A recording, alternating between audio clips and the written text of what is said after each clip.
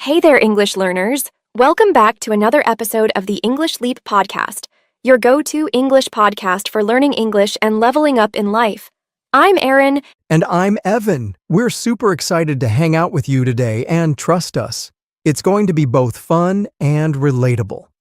As always, we're here not just to help you learn English, but also to share some real-life stuff we've picked up along the way. So, Evan, let me ask you this. Have you ever had a moment where life just taught you a lesson right on the spot? Oh yeah, more than once. I remember thinking I could fix my sink at home by watching a 5-minute video online. Big mistake. Water everywhere. I ended up calling a plumber and apologizing to my floor. Haha, that's such a classic. I once stayed up all night before an exam, thinking I'd study everything last minute. Guess what? I was so tired, I could barely remember my name, let alone the answers. Lesson learned. Sleep is not optional. Right? Sometimes we think we're being smart, and life's like, nice try. That's the thing. We're all learning lessons all the time, even in the small stuff. That's so true. Some lessons are funny, some are a little painful, but they all teach us something important. And that's what we're talking about today. Life lessons we've learned, the easy way, the hard way, and everything in between. And don't forget, we've created a free PDF guide for today's episode packed with key takeaways, comprehension questions, and grammar practice to help you apply everything we're sharing today. You'll find the link in the description. Grab it and make the most of this episode. It's a great way to review and practice at your own pace. And don't forget to stick around till the end for Charlotte's vocabulary section. She's breaking down some intermediate English words and phrases from today's chat, so you can sound smooth and confident in your English conversations. All right, let's dive in. Get ready for some real talk, a few light bulb moments, and hey, maybe even a story or two we've never admitted out loud before. You know I'm all in. Let's start with one that hits home for many of us. Failure isn't the end. It's just a detour. It's so easy to feel defeated when things don't work out the way we planned. Yeah, and I've learned that failure often teaches us more than success. When I didn't get that job I really wanted, I felt like I wasn't good enough. But that experience forced me to improve my skills, rethink my approach, and when I eventually did get hired elsewhere, I was better prepared. Right. And here's the thing. Failure helps us identify our gaps and build resilience. It shifts our mindset from why me to what can I learn from this? Sometimes it even opens doors we never considered. It's about perspective. Instead of labeling something as a failure, we can see it as part of the journey, a step, not a stop. I couldn't agree more. What feels like an end in the moment is often just a lesson in disguise. It's life's way of saying, wrong turn, but here's a better route. When we shift how we see failure, it stops holding us back and starts moving us forward. Totally. And speaking of things that hold us back, let's talk about comparison. It's one of those quiet traps we all fall into, especially when we start measuring our lives against everyone else's highlight reel. Yeah, comparison doesn't just slow you down, it steals your peace. I've definitely had moments where I felt stuck, not because I wasn't doing enough, but because I was too busy looking at what everyone else was doing. I hear you. There was a time when I'd scroll through social media and see people landing dream jobs, traveling the world, or achieving huge milestones. And I'd sit there thinking, am I doing enough? Am I falling behind? Exactly. And the truth is, we don't see the whole story. People share their best moments, not their struggles or bad days. But when we compare, we forget that, and it affects how we see our own progress. What really helped me was shifting focus from, what are they doing, to what am I doing that matters to me? Once I started appreciating my own journey, the pressure to measure up started to fade. And it's important to remember that everyone's timeline is different. Just because someone achieves something before you doesn't mean you're behind.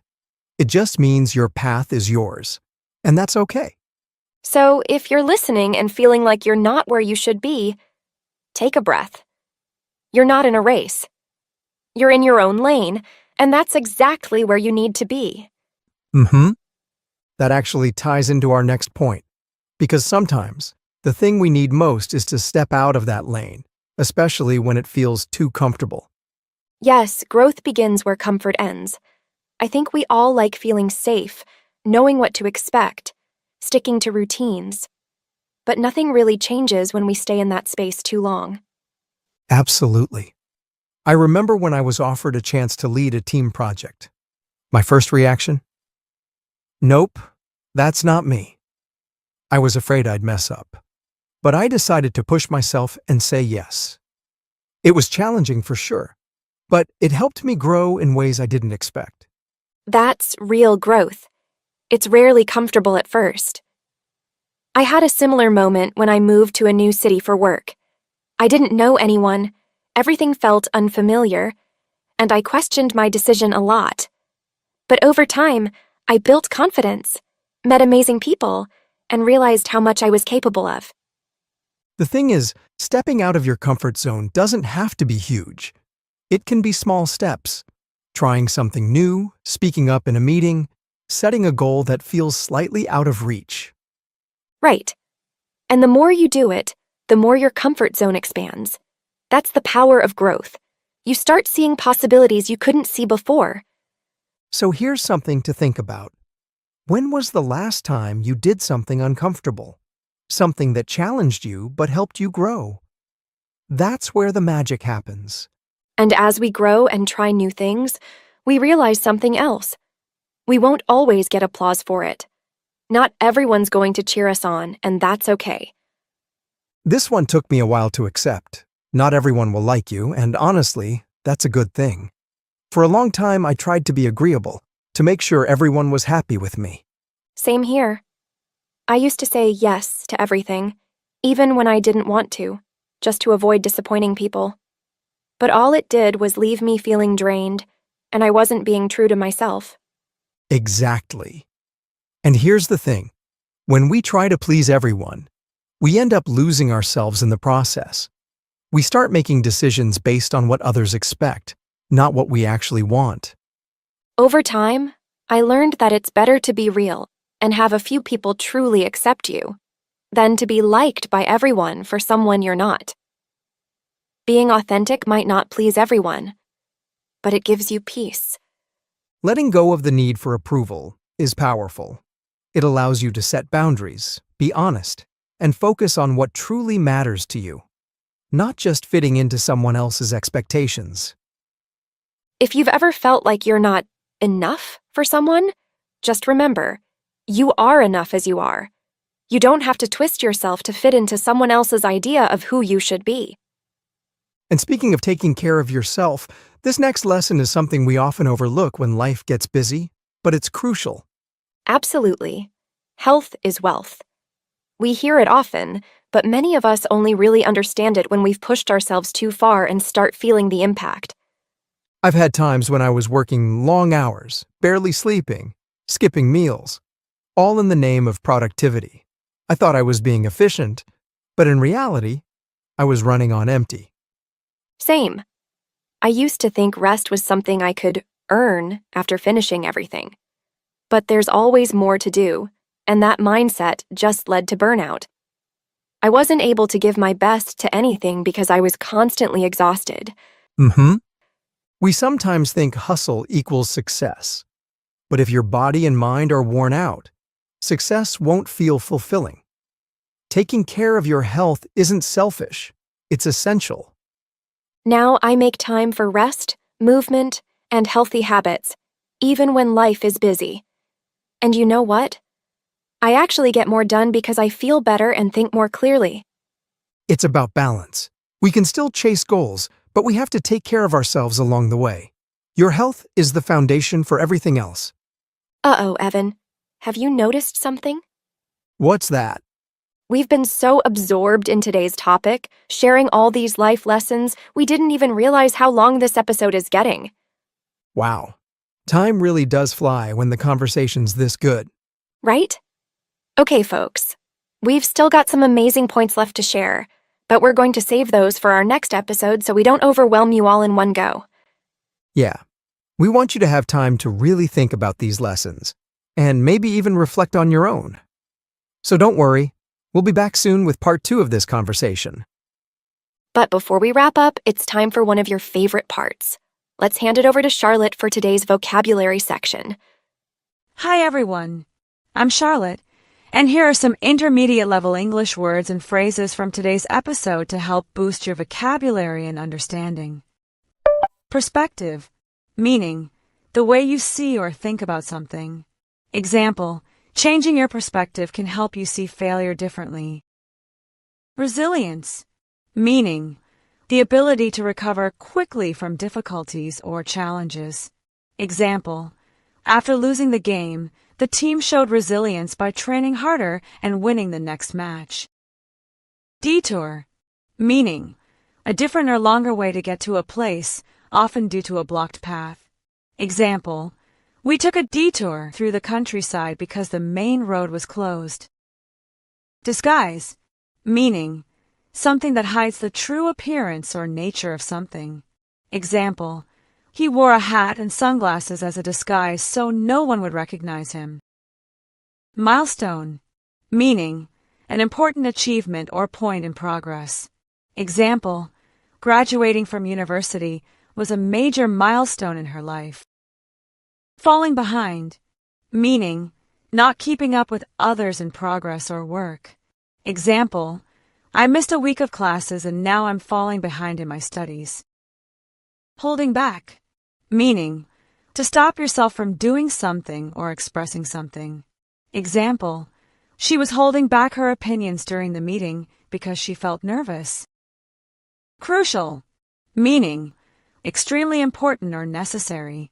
Example, it's crucial to drink enough water when you're exercising. Impact, meaning a strong effect or influence on something. Example, her speech had a powerful impact on the audience. Productivity, meaning the amount of work done in a certain period of time. Example, taking short breaks during the day can actually improve your productivity. Authentic, meaning real, true, and not fake. Example, people appreciate authentic leaders who are honest and genuine. Disappoint, meaning to make someone feel sad because you didn't meet their expectations. Example, he didn't want to disappoint his parents, so he studied hard for the exam. Foundation, meaning the base or beginning of something strong or important. Example, trust is the foundation of any healthy relationship. Run on empty, meaning to continue working or functioning with no energy left. Example, I've been so busy this week, I'm running on empty and need a break. Exhausted, meaning very, very tired. Example, after the long hike, we were completely exhausted and just wanted to rest. Hustle, meaning to work hard, often quickly and energetically. Example, she had to hustle to finish the project before the deadline. Chase, meaning to run after something or try hard to achieve something. Example, he's chasing his dream of becoming a professional musician. Drained, meaning feeling very tired or without energy. Example, after working all weekend, I felt completely drained on Monday. Burnout, meaning a state of extreme physical or mental tiredness caused by overwork. Example, too much stress and no rest can lead to burnout, so it's important to take care of yourself. That's it for today. Try using these words in your own conversations, and remember, you can review them in the PDF guide linked in the description. See you next time. Thanks, Charlotte. Those words are super helpful. And remember, folks, practice makes progress. And don't forget to grab your free PDF guide if you haven't yet. It's got today's key takeaways, grammar practice, and vocabulary exercises to help you grow even more. All right.